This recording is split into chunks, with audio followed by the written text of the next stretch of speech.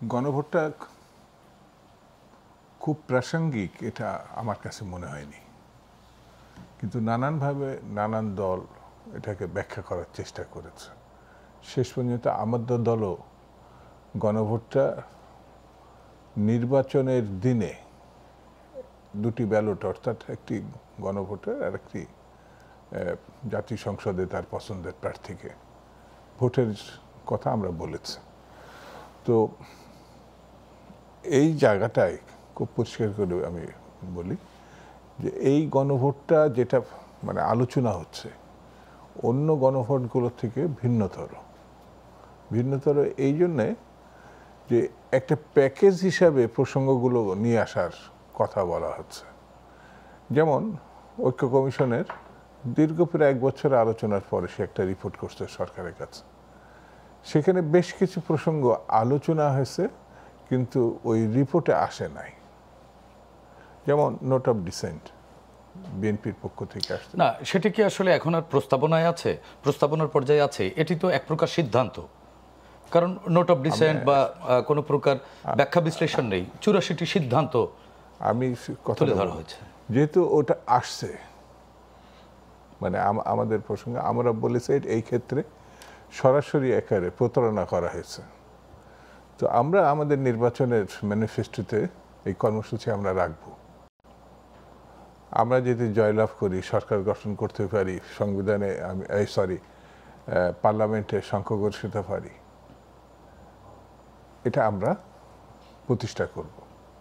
কেন আমি কথাটা, আপনি যেটা বলছেন ডিসিশন, এক প্রকার তো ডিসিশন, 84টি ডিসিশন মানলে আমাদের না মানলে না।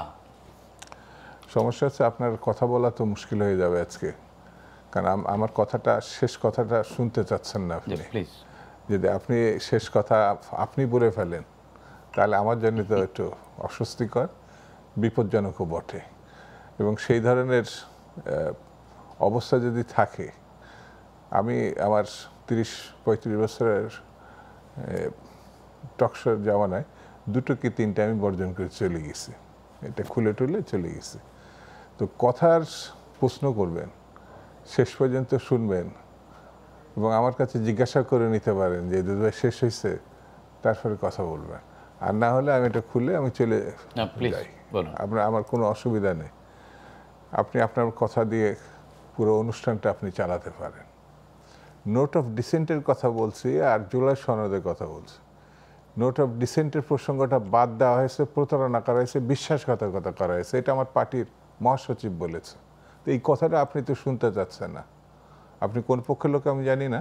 তো এই কথাটা শুনলে এই জন্যে ভালো হবে যে আমরা জিতলে, পার্লামেন্টের সংখ্যাগরিষ্ঠ হলে আমরা আমাদের কর্মসূচি বাস্তবায়ন করব, জুলাই সনদে থাক অথবা না থাক।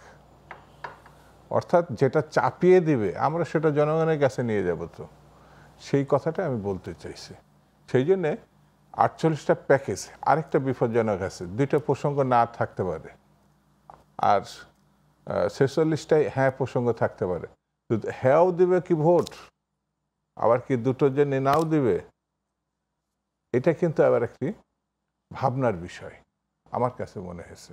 সেই জন্যে এটি অন্য, যেটা আমি বললাম, অন্য কোনো গণভোটের সঙ্গে তুলনীয় মানে ঠিক হবে না। এখনো সরকার কিন্তু সিদ্ধান্ত ব্যাখ্যা করেনি। ডক্টর রিয়াজ সাহেব, আলী রিয়াজ সাহেব যেটা বলেছে, এই ব্যাপারে প্রধান উপদেষ্টায় সিদ্ধান্ত দিবেন।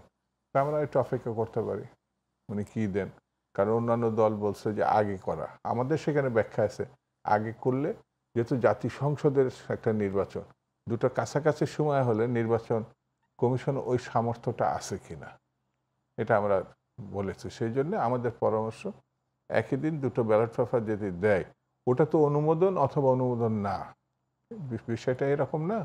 তো যদি অনুমোদন হয় তাহলে তো সে একটা, আর যদি অনুমোদন না হয় তারপরেও পার্লামেন্টে যারা আসবেন সে ওইটাকে ফলো করবে, এটা আমাদের বক্তব্য। জি, ধন্যবাদ। আমরা একটু নুরুল হক নূরের কাছে এই বিষয়ে জানতে চাচ্ছি। নুরুল হক নূর, হ্যাঁ না ভোট, এর আগে দুদু ভাই যেটি বললেন, এর আগেও 3টি হ্যাঁ না ভোট হয়েছে। সেখানে এবারের এই হ্যাঁ না ভোট, এই ভোটটি একটু পার্থক্য আছে। আগে একটি সিদ্ধান্তের উপরে মানে হ্যাঁ না ভোট হতো, এবার কিন্তু 84টি প্রস্তাবনা রয়েছে। তো ৮৪টি প্রস্তাবনা আমাদের দেশের সাধারণ জনগণ এটি কিন্তু এখনো পর্যন্ত এক প্রকার অন্ধকারে রয়েছে, সাধারণ মানুষকে জানানো হয়নি। ইনফ্যাক্ট অধিকাংশ রাজনৈতিক দলের কাছেও কিন্তু ক্লিয়ার না বিষয়টি।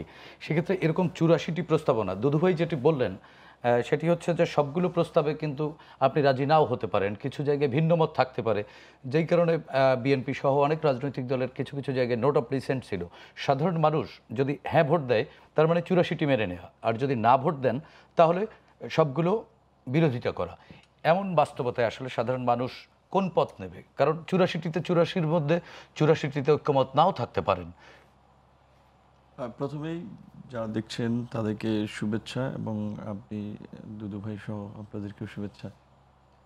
যেই ৮৪টি বিষয় আলাপ আলোচনা করে মোটামুটি একটা সিদ্ধান্তে পৌঁছেছে যে জাতীয় ঐক্যমত্য কমিশন নোট অফ ডিসেন্ট সহকারে, অর্থাৎ কিছু কিছু সিদ্ধান্তে কিছু কিছু দলের নোট অফ ডিসেন্ট ছিল, বাট সেটা ঐক্যমত্য কমিশনের আলোচনায় ছিল, এবং আলোচনায় ওটাকে অনেকবার বলা চলে আপনার সংযোজন বিয়োজন করে এদিক সেদিক করা হয়েছে। যেমন ধরেন, ঐক্যমত্য কমিশনের আলোচনায় গুরুত্বপূর্ণ একটা বিষয় ছিল যে ক্ষমতার ভারসাম্য নিশ্চিত করার জন্য যে এনসিসি নামে একটা সাংবিধানিক বডি থাকবে, যে এনসিসি ন্যাশনাল কনস্টিটিউশনাল কাউন্সিল, যেখানে থাকবেন প্রধানমন্ত্রী, প্রধান বিচারপতি, সরকারি দলের সংসদীয় নেতা, বিরোধী দলের নেতা, স্পিকার, ডেপুটি স্পিকার, এরকম একটা কনসেপ্ট মানে নেওয়া হয়েছিল। তো সেটাতে যখন অনেকেই বলল যে এইটা তো মানে ঘরের মধ্যে একটা ঘর হবে, এটা যদি হয় কার্যত সরকার ফাংশন করতে পারবে না, তখন এটা দ্বারা আরেকটা অচল অবস্থা তৈরি হবে। তো আলোচনার ভিত্তিতে ওইটাকে এক্সক্লুড করা হয়েছে। এরকম বেশ কিছু প্রস্তাব কিন্তু ঐক্যমত্য কমিশনের আলাপ আলোচনা থেকে এক্সক্লুড করা হয়েছে, এবং যেগুলো শেষ পর্যন্ত ইনকর্পোরেট করা হয়েছে এইখানেও কিন্তু অনেক দাবি আপনার এদিক সেদিক করে একটু পরিমার্জন করা হয়েছে। যেমন ধরেন, জামাত এবং ইসলামী আন্দোলন, তারা হচ্ছে জাতীয় নির্বাচন পিআর পদ্ধতি বা প্রপোর্শনেট পদ্ধতিতে এইটা আনার জন্য ইস্যু, তারা অনেক দিন ঐক্যমত্য কমিশনের চেষ্টা করেছে। কিন্তু এখানে আরও বেশিরভাগ দল বলেছে যে একেবারে 2 কক্ষ বিশিষ্ট বা পুরো নির্বাচন পিআর পদ্ধতিতে হলে বাংলাদেশের প্রেক্ষাপটে এইটা কার্যকর হবে না। আমরা যেহেতু 2 কক্ষ বিশিষ্ট সংসদের কথা বলতেছি, সেখানে উচ্চ কক্ষে এই প্রপোর্শনেট পদ্ধতি চালু করা যেতে পারে। সেখানে কোনো কোনো দল বলেছে আবার অর্ধেক পিআর অর্ধেক সিটের ভিত্তিতে। সেইখানে শেষ পর্যন্ত কমিশন সবার কথাবার্তা শুনে একটা রেফারির ভূমিকায় তারা বলেছে যে তাহলে প্রপোর্শনেট সিস্টেম হতে পারে। এই রকমের বিভিন্ন ধরনের মত যখন এসেছে, ঐক্যমত্য কমিশন একটা সিদ্ধান্ত গ্রহণের জায়গায় তো ছিল, এবং তাদেরকে কিছু ক্ষেত্রে এই ফ্রিডম দেওয়া হয়েছিল। ওখানে ধরেন কিছু কিছু বিষয়ে, যেমন কিছুটা বিএনপি কিংবা অন্য দল মুখোমুখি ছিল, তখন অনেক ক্ষেত্রে বিএনপি, জামায়াত এবং সংশ্লিষ্ট দল মিলে শ্যাডো ক্যাবিনেটের মতো কিংবা মানে কিচেন ক্যাবিনেট বলেন, তারা আবার আলাদা আলাপ আলোচনা করে, আমরা বলেছি যে 10-15 মিনিট ব্রেক দেন, 20 মিনিট আধা ঘন্টা, যে এটা একটু তারা আলোচনা করে কনক্লুশনে পৌঁছানো যায় কিনা।